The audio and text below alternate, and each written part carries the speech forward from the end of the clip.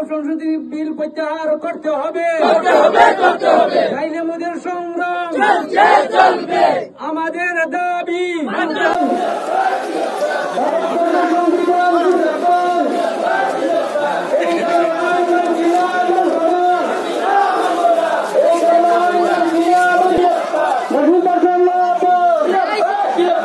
আজকের প্রতিবাদী সভায় দলে দলে যোগ দেন।